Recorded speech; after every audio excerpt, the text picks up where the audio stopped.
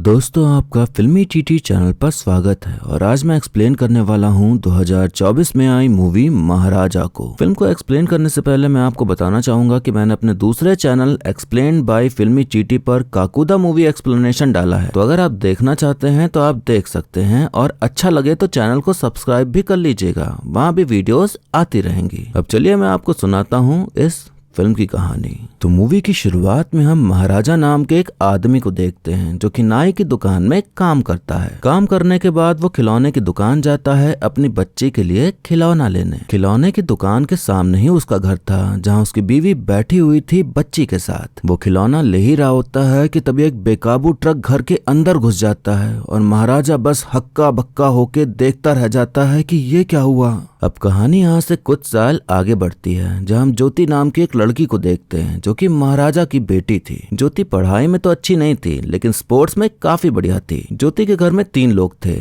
महाराजा, वो और लक्ष्मी। ज्योति की माँ की बचपन में ही मृत्यु हो गई थी। लक्ष्मी कूड़ेदान का नाम था जो कि वो भी परिवार का हिस्सा थी। जो हमने हादसा देखा था उसमें महाराजा की पत्नी चल बसी पर ज्योति के ऊपर ताड़ में रखा वो कचरे का डब्बा गिर गया तो वो बच गई। उस कूड़ेदान की वजह से वो जिंदा बची, इसलिए वो भी घर की सदस्य बन गई। महाराजा ज्यादा बोलता हंसता नहीं था, काफी चुप चुप सा रहता था। एक दिन स्कूल के हेड ज्योति को स्कूल से निकाल रहे होते हैं क्योंकि चीफ गेस्ट को देने वाली ड्रिंक्स में उसने शराब मिला दी थी। महाराजा को यकीन था कि उसकी बेटी ऐसा नहीं कर सकती तो वो समझा रहा होता है पर हेड मानने को तैयार न था। तभी पीटी टीचर दूसरे लड़के को पकड़ के लाती है जिसने ये काम किया था और ज्योति को फंसा दिया। महाराजा कहता कि मैं कह रहा था कि मेरी बेटी गलती नहीं कर सकती, फिर भी आपने उसे डांटा तो अब आप उससे माफी मांगिए सर। हेड कहता तू जानता भी है क्या कह रहा है? तो महाराजा कहता मुझे नहीं पता, आप बस मेरी बेटी से माफी मांगिए। हेड सिक्योरिटी बुला के उसे भगाने लगता है तो महाराजा रॉड पकड़ के खड़ा हो जाता है और उसकी पकड़ इतनी मजबूत कि सब लगे होते हैं उसे छुड़ाने में, पर वो एक ही जिद पर अड़ा हुआ था कि मेरी बेटी से माफी मांगिए सर। हेड देखता है कि अगर माफी नहीं मांगी तो ये नहीं जाने वाला बल्कि कुछ न कुछ नुकसान ही कर डालेगा, तो वो अपनी अकड़ किनारे करके ज्योति से माफी मांग ही लेता है। महाराजा अपनी बेटी से बहुत प्यार करता था,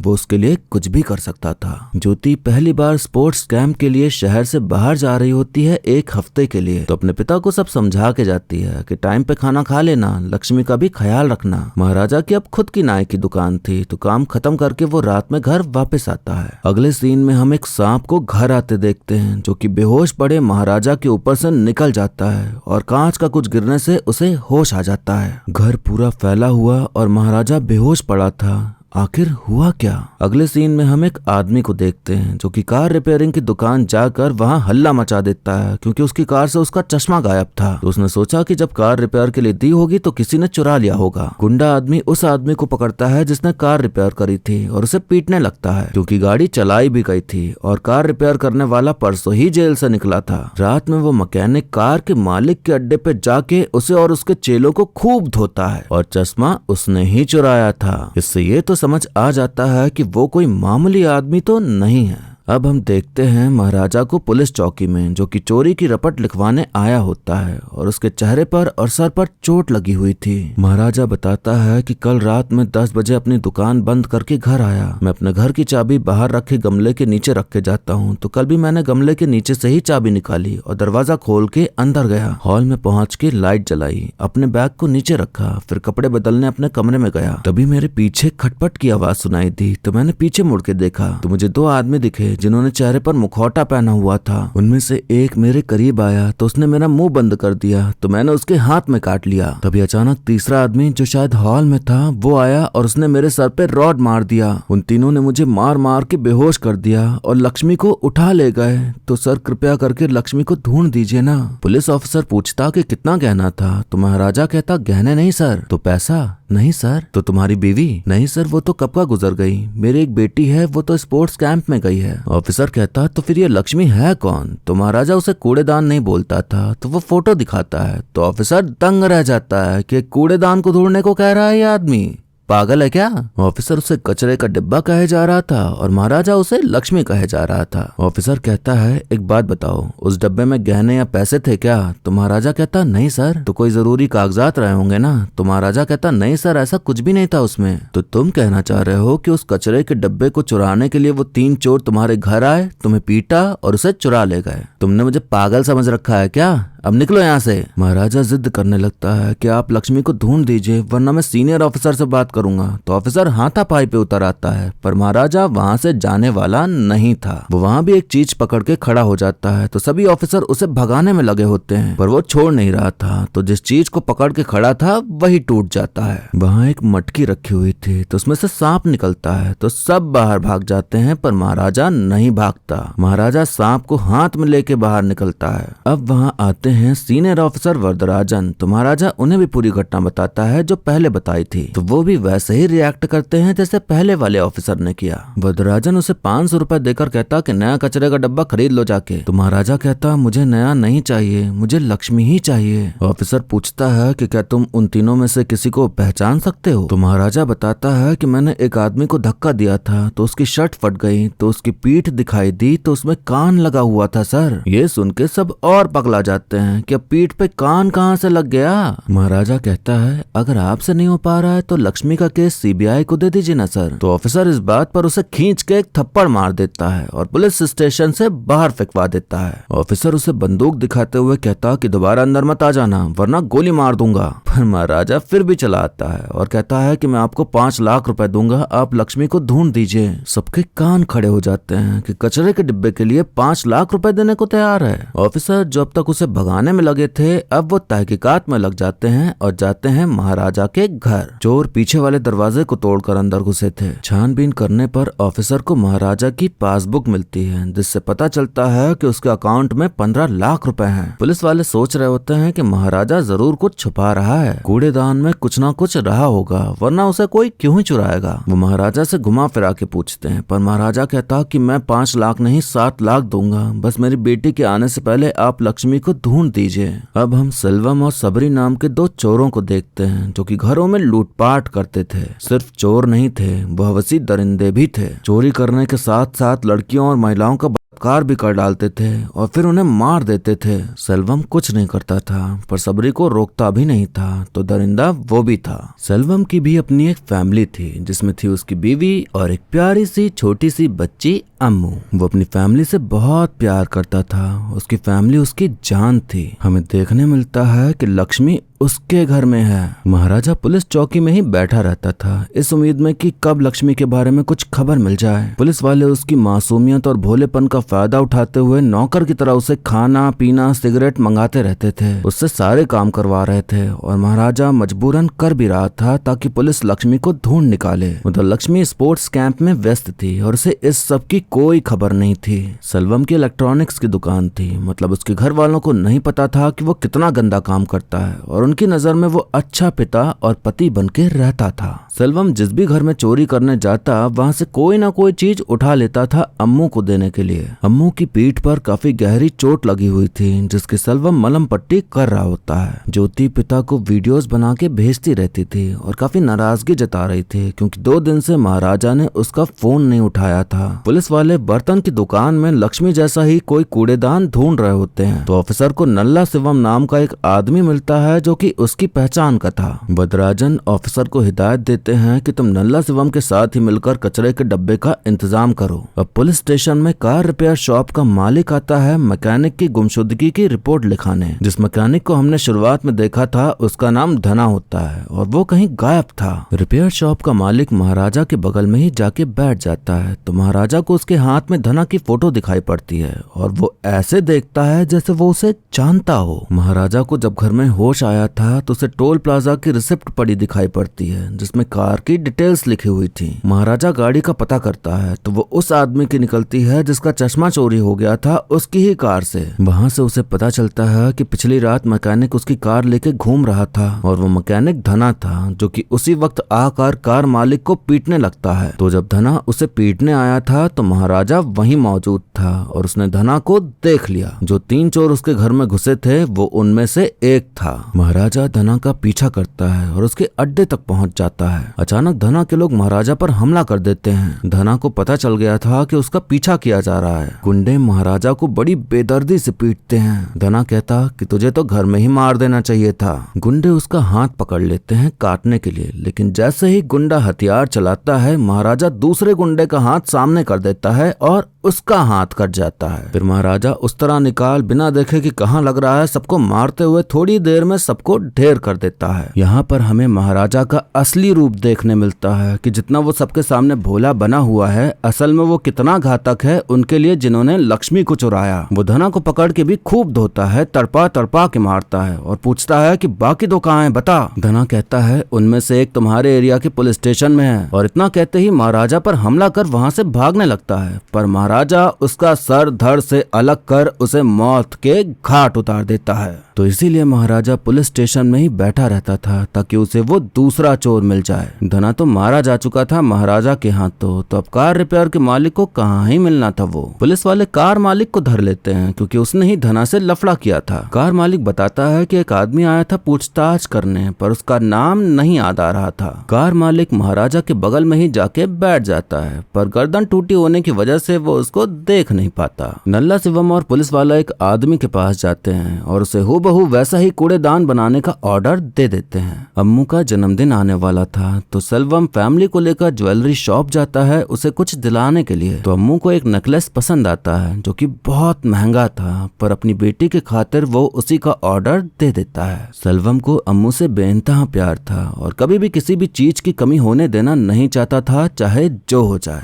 अम्मू का जन्मदिन आ जाता है तो सेल्वम वो नेकलेस लेने जाता है, तो उसकी बीवी फोन करके कहती कि आते समय दाढ़ी बाल भी कटवा के आना ताकि अच्छे दिखो सबके सामने। सेल्वम नाई की दुकान ढूंढ रहा होता है तो उसे एक दुकान मिलती है। पता है किसकी दुकान थी? जी हाँ, वो दुकान थी जहाँ महाराजा काम करता था। महाराजा उसकी दाढ़ी ट्रिम करना शुरू करता है, पर ट्रिमर की बैटरी खत्म हो जाती है तो वो बैटरी लेने चला जाता है। तभी सेल्वम को सबरी का फोन आता है जो कि बताता है कि अखबार में हमारे सभी कांडों की खबर छपी हुई है। शायद पुलिस वालों को पता चल गया है कि हम ही ने सब किया है। सेल्वम कहता है ऐसा कुछ भी नहीं है, ज्यादा मत सोचो और फंक्शन में टाइम से आ जाना। सेल्वम पीछे मुड़ता है तो महाराजा खड़ा था, तो सेल्वम को लगता है कि कहीं इसने सब सुन तो नहीं लिया।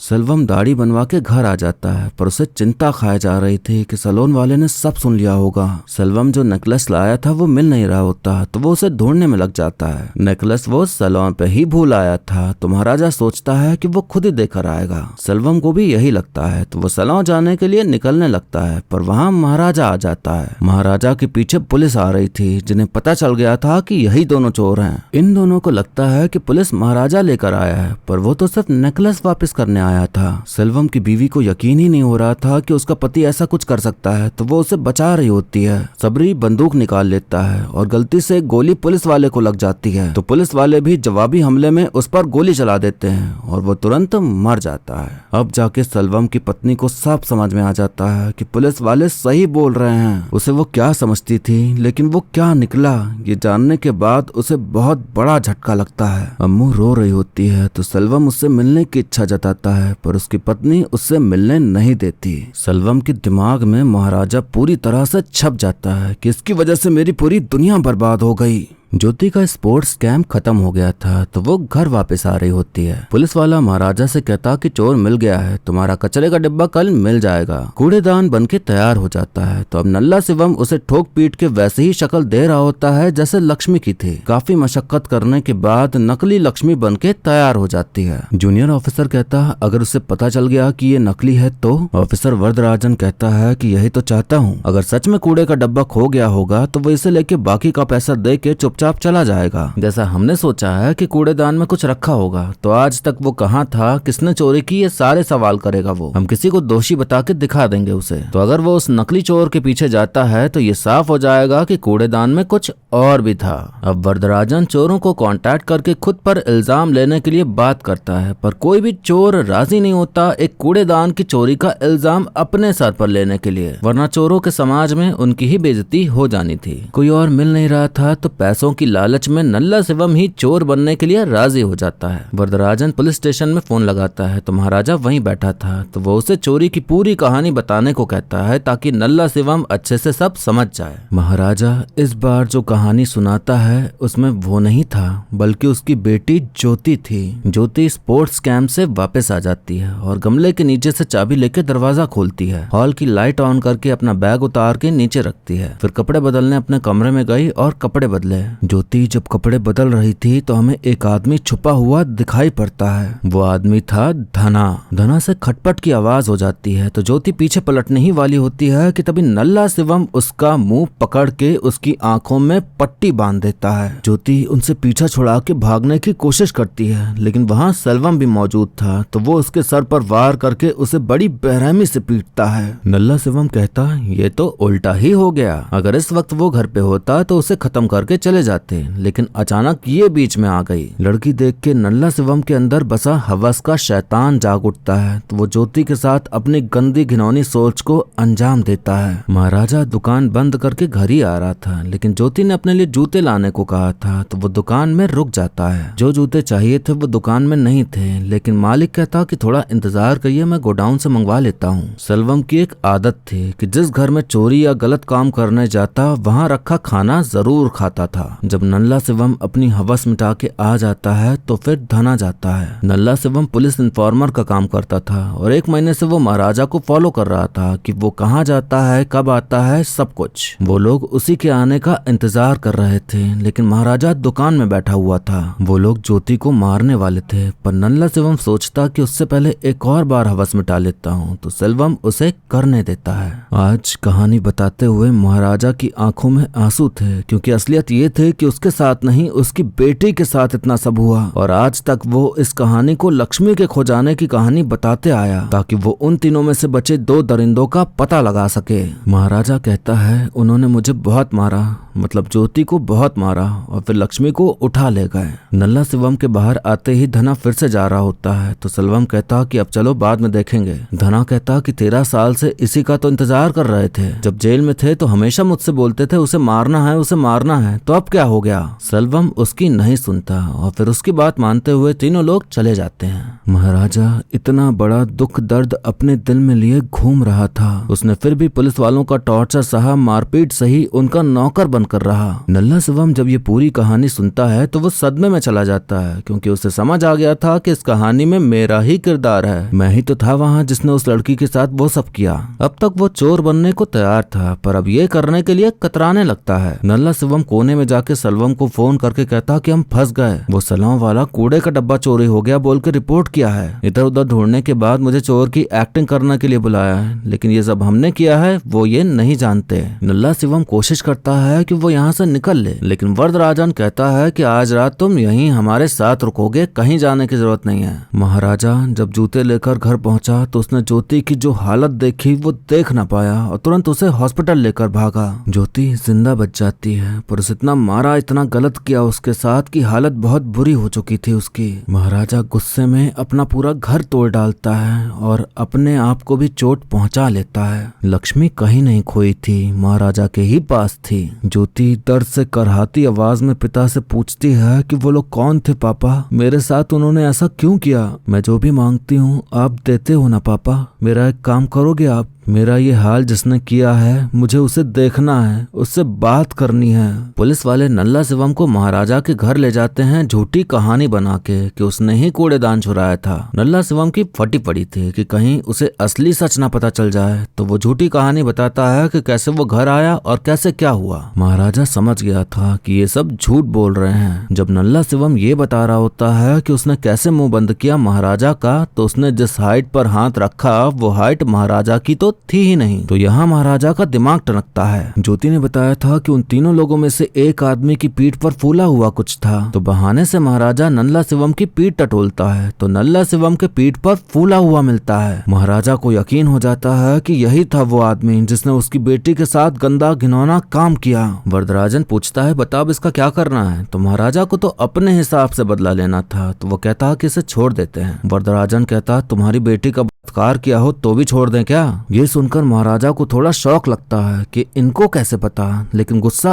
और भर जाता है। पुलिस वालों ने अलग से तहकीकात करनी शुरू कर दी थी जब उन्हें धना की लाश मिली। लाश के पास उसका फोन पड़ा था जिसमें नल्ला शिवम का कॉल आ रहा था। फिर पूछताछ करते करते उन्हें सब पता चल गया कि उसने क्या किया है। वरदराजन हथियार देते हुए कहता कि लो महाराजा, इसे अभी यहीं खत्म कर डालो। अब तो पुलिस वाले भी साथ थे तो कोई डर नहीं था महाराजा को, तो सब बाहर चले जाते हैं महाराजा और उसे अंदर छोड़ के। जूनियर ऑफिसर कहता, सर जोश में आके आपने हथियार तो उसके हाथ में दे दिया, कल को अगर कोई दिक्कत हुई तो क्या होगा? वरदराजन कहता, जो होगा देखा जाएगा, हमारी बच्ची के साथ कुछ होता तो हम चुप रहते क्या? काट डाले इसको तो बढ़िया है। महाराजा उसे पूरे घर में दौड़ा दौड़ा के तड़पा तड़पा के मारता है और उसे भी धना के पास नरक में पहुंचा देता है। पुलिस ने सेल्वम के बारे में भी पता लगा लिया था। सेल्वम जहां था महाराजा वहां पहुंच जाता है और उसके गुंडों को पीटना शुरू कर देता है। अब सेल्वम और महाराजा का आमना सामना होता है तो सेल्वम महाराजा पर इसलिए गुस्सा था क्योंकि उसे लग रहा था कि महाराजा ने उसे जेल भिजवाया था और महाराजा उसे देख के शॉक होता है। और ऐसा क्यों, ये आपको आगे पता चलेगा। सेल्वम महाराजा को पीटते हुए कहता कि 15 साल पहले तूने मुझे जेल भेजा था, याद आया कि नहीं? तेरी वजह से मेरी बेटी मुझसे दूर हुई, मेरी बीवी दूर हो गई, जिंदगी बर्बाद हो गई मेरी। फिर महाराजा उसे पीटना शुरू करता है और उसकी एक टांग तोड़ देता है। उसके बाद खुद ही उसे पानी पिलाता है। सेल्वम कहता, ये दर्द तो कुछ भी नहीं है, मिट जाएगा, लेकिन जो दर्द मैंने तुझे दिया है वो जिंदगी भर रहेगा। तू अपनी बेटी को देख के रोएगा, यही चाहिए मुझे। हम देखते हैं कि टीचर का सहारा लेके ज्योति वहां आती है क्योंकि उसे उस इंसान से मिलना था जिसने उसकी ये हालत की। महाराजा नहीं चाहता था कि वो मिले और फिर से उसे वो सब याद आए, पर ज्योति के जिद करने पर वो मिलने देता है। ज्योति सेल्वम से कहती कि इस दुनिया में कोई इतना नीच भी हो सकता है, यही देखने आई हूँ। ज्योति घर के गहने उसकी तरफ फेंकते हुए कहते कि यही चुराने आए थे ना, ये ले। मेरा ये हाल बना के तूने कुछ बड़ा हासिल कर लिया है, ये मत सोचना। मैं हिम्मत नहीं हारूंगी, इससे जरूर बाहर निकलूंगी। मेरी तरह अगर तेरी कोई बेटी है तो उससे पूछना कि एक दिन में हम तुझ जैसे कितने कुत्तों का सामना करते हैं। सेल्वम कहता है, पता होता कि तू इतना बोलती है तो उसी दिन तुझे मार दिया होता। ज्योति कहती कि अगर मैं यहाँ नहीं आई होती तो मेरे पापा तुझे मार देते। तूने मेरी जान नहीं बख्शी, मैंने तुझे जान की भिक्षा दी है, जा जी ले। ज्योति अपने पिता के साथ वहां से जाने लगती है। तभी सेल्वम को गहनों में वो नेकलेस दिखाई पड़ता है जो उसने अम्मू के लिए लिया था। अब यहाँ फ्लैशबैक दिखाया जाता है कि जब पुलिस सेल्वम को पकड़ के ले गई थी तो उसकी बीवी ने वो घर छोड़ दिया और कहीं और रहने लगी।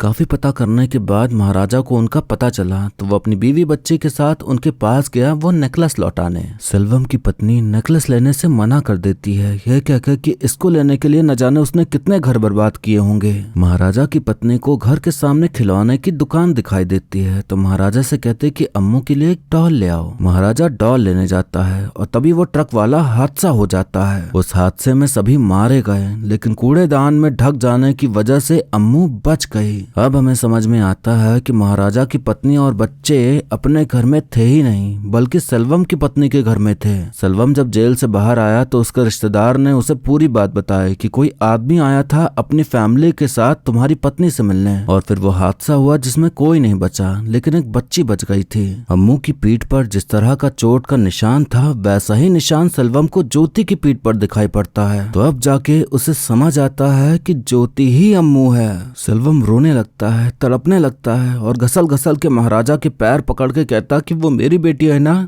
वो मेरी बेटी है, उसे एक बार बुला दो, मुझे बात करनी है, उसका मैं बाप हूं, मैं नहीं बताऊंगा। महाराजा कहता मेरी बेटी है वो। महाराजा ज्योति को लेकर चला जाता है और सेल्वम अम्मू अम्मू कहकर चिल्लाया जा रहा होता है। अब तक वो खुश हो रहा था कि उसने महाराजा की बेटी के साथ गलत करके अपना बदला ले लिया, लेकिन जब पता चला कि उसने जो कुछ भी किया अपनी बेटी के साथ किया तो उसके पास कोई और चारा नहीं रह जाता सिवाय खुद को मार डालने का। उसने जो किया उसके लिए वो खुद को कभी माफ नहीं कर पाता और ना ही कोई और आने वाला था उसे बताना कि उसने जो किया उसकी कहीं कोई माफी नहीं है। जी नहीं पाता इस गिल्ट के साथ कि जिस बेटी को वो अपनी जान से भी ज्यादा प्यार करता था उसके साथ ही उसने वो सब होने दिया अपनी आंखों के सामने। उसने खुद से लोहे की रॉड से उसे पीटा था बड़ी बेरहमी से। बिल्डिंग से कूद के वो अपनी जान दे देता है। हमें देखने मिलता है कि सेल्वम का खून बहते हुए ज्योति के पैरों के निशान में भरने लगता है और फिर इसी कहानी के साथ ये मूवी यहीं पर खत्म हो जाती है।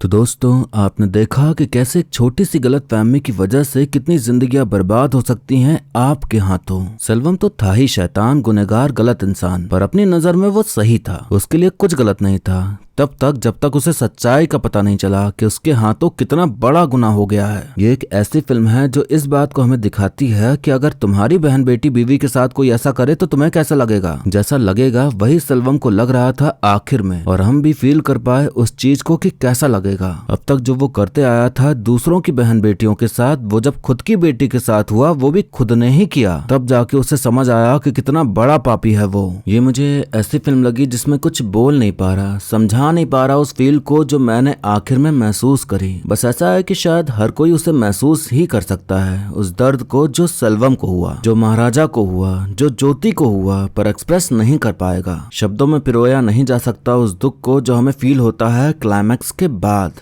फिल्म की शुरुआत में कॉमेडी सीन्स हैं जहां हंसी मजाक होता है, फिर कंफ्यूजिंग भी लगता है कि क्या ही हो रहा है, कौन सा सीन वर्तमान का है, कौन सा अतीत का, समझने में समय लगता है। इंटरवल के पहले हूटिंग और ताली बजाने का भी मन करता है जब महाराजा धना को मारता है। फिर धीरे धीरे सभी पत्ते खुलना शुरू होते हैं और फिल्म डार्क होती चली जाती है और अंत में हमें सब कुछ समझ में आ जाता है, सारी कंफ्यूजन दूर हो जाती है और आप बैठ के सोच रहे होते हैं कि ऐसा कभी किसी के साथ ना हो, और आपकी आंखों में नमी सी होती है। यहाँ पूरी तारीफ होनी चाहिए फिल्म के राइटर डायरेक्टर निथिलन स्वामीनाथन की, जिन्होंने इतनी बेहतरीन फिल्म बनाई। हमें देखने मिला कि जब अच्छी कहानी, अच्छी एक्टिंग, अच्छा प्रोडक्शन मिल जाते हैं एक साथ तो क्या बनकर निकलता है। इसने एक बेंचमार्क सेट कर दिया है कि अगर थ्रिलर मूवी हो तो ऐसी हो। मेरे लिए तो ये अब तक की बेस्ट मूवी है और मैं अपने आप को रोक नहीं पाऊंगा लोगों को रिकमेंड करने से कि कुछ देखो ना देखो, लेकिन ये फिल्म जरूर देखो। फिल्म में सब कुछ था, बस एक बात है जो मेरे समझ में नहीं आई। सेल्वम 15 साल बाद जेल से छूट कैसे गया। उसके ऊपर खून करने, बलात्कार करने के चार्जेस लगे थे, तो मुझे नहीं लगता कि बस इतनी ही सजा होती है। मतलब जितना कुछ उसने किया था उसके लिए तो उसे जिंदगी भर जेल में सड़ना चाहिए, तो वो छूट कैसे गया। उम्र कैद 14 या 20 साल की होती है, पर चाहे तो उसे जिंदगी भर के लिए जेल में रखा जा सकता है, तो ऐसे इंसान को छोड़ा ही क्यों गया। हम ये मान सकते हैं कि शायद उसने सब कुछ सबरी के माथे मर दिया होगा कि वही सब करता था, वो तो बस उसका साथ दे रहा था। यही एक तरीका है कम सजा पाने का, वरना ऐसे तो वो जेल से रिहा नहीं हो सकता था।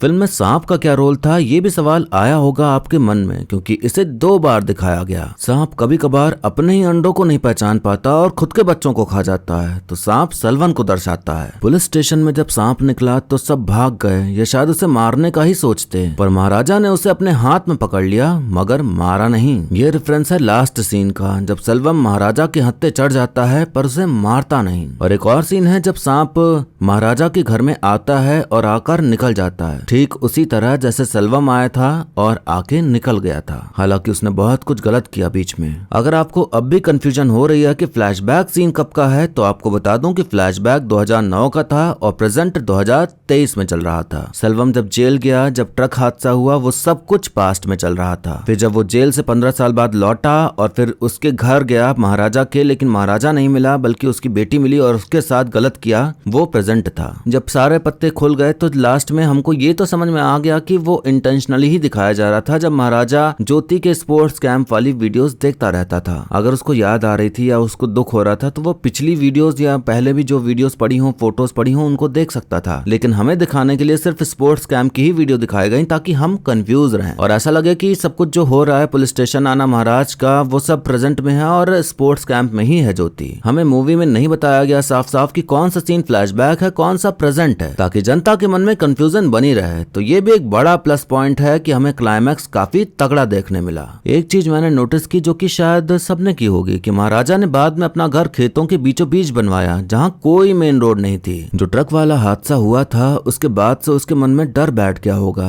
इसलिए उसने ऐसा घर बनाया ताकि फिर कभी वैसा हादसा ना हो। कुछ लोगों के मन में ये सवाल जरूर आया होगा कि महाराजा ने कूड़ेदान के खो जाने की रिपोर्ट क्यों लिखवाई। धना ने बताया था कि दूसरा चोर पुलिस वालों के साथ ही काम करता है, तो इसीलिए उसने सच्ची कहानी में अपने आप को मेन किरदार बना के लक्ष्मी के खो जाने की रिपोर्ट लिखाई ताकि वो पुलिस स्टेशन में रह के उस चोर को पकड़ सके। हालांकि धना ने पूरी तरह से सही से नहीं बताया था कि चोर कौन है असल में वहाँ पे, लेकिन महाराजा की इस चीज में किस्मत अच्छी थी कि वो अपने आप ही उसे मिल गया। मैंने आपको बताया नहीं, पर महाराजा हर पुलिस वाले की पीठ छूता रहता था, ये देखने के लिए कि किसी की पीठ पे फूला हुआ तो नहीं है। शुरू में हमें पुलिस वाले घूसखोर और बदमाश दिखाए गए, लेकिन जब असली वजह उनके सामने आई तो उन्होंने वही किया जो सही ही था और महाराजा के साथ इतना बुरा बर्ताव करने के बाद भी वो आखिर में हमारे लिए अच्छे बन गए। वो जानते थे कि ये सिस्टम कैसे चलता है। थोड़े दिन बाद नल्ला शिवम बाहर आ ही जाता या जेल में आराम से रहता, इसीलिए उसे मारने के लिए कह दिया तो पुलिस वाले बुरे हो के भी अच्छे निकले।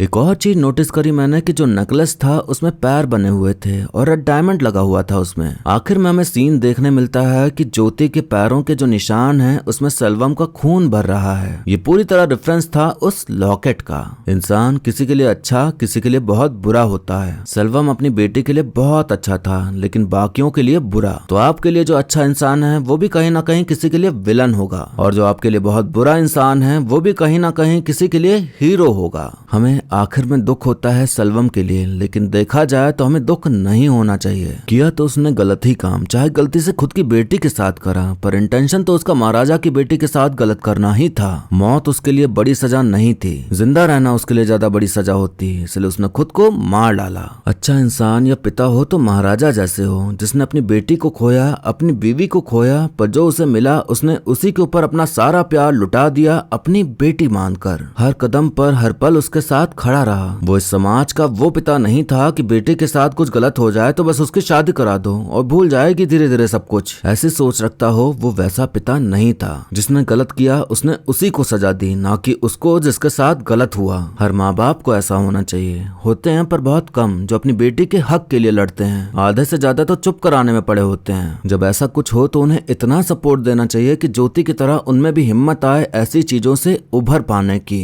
एक्टिंग की बात करें तो विजय सेतुपति और अनुराग कश्यप दोनों ने ही दमदार एक्टिंग करी है। सोचा नहीं था कि अनुराग सर इतनी तगड़ी एक्टिंग कर डालेंगे। लास्ट सीन में तो उन्होंने अपनी पूरी जान झोंक दी है इमोशंस को फील कराने के लिए। विजय सेतुपति अगर कोई कहानी बता रहे हैं फिल्म में तो समझ लीजिए कि वो मूवी अच्छी ही है। फिर चाहे 96 ले लीजिए, विक्रम वेधा ले लीजिए या फिर ये मूवी। और बाकी जितने भी सह कलाकार फिल्म में मौजूद हैं उन सब का भी काम बढ़िया रहा। इस फिल्म की एंडिंग या फिर कह लें क्लाइमैक्स को 2003 में आई हॉलीवुड मूवी ओल्ड बॉय से कंपेयर किया जा रहा है। ऐसा माना जा रहा है कि सेम टू सेम है, पर मैंने वो मूवी नहीं देखी है तो मुझे नहीं पता कि कितना सेम है। अब देखूंगा, अगर अच्छी लगी तो शायद एक्सप्लेन भी कर दूं। अगर आप ये मूवी देख रहे हैं तो आप बच्चों के साथ ना देखें क्योंकि उन्हें समझ नहीं आएगी और काफी सीन्स हैं ऐसे जिससे कि वो अनकंफर्टेबल फील कर सकते हैं। और भी बहुत कुछ है बताने को, पर शायद वीडियो बहुत लंबी हो जाए, इसलिए अब यहीं पर खत्म किया जाए तो अच्छा ही है। लेकिन इससे पहले आप कमेंट करके जरूर बताइए कि आपको वीडियो और मूवी की कहानी कैसी लगी। और हाँ, सेकंड चैनल पर जाके काकुदा मूवी की एक्सप्लेनेशन जरूर सुनिएगा। उसमें कुछ अलग किया है मैंने, तो इसलिए कह रहा हूँ कि देख लीजिए जाके प्लीज। वीडियो का लिंक आपको पिन कमेंट और डिस्क्रिप्शन में मिल जाएगा। बाकी मिलते हैं अब अगली वीडियो में, तब तक के लिए टाटा बाय बाय और नमस्ते।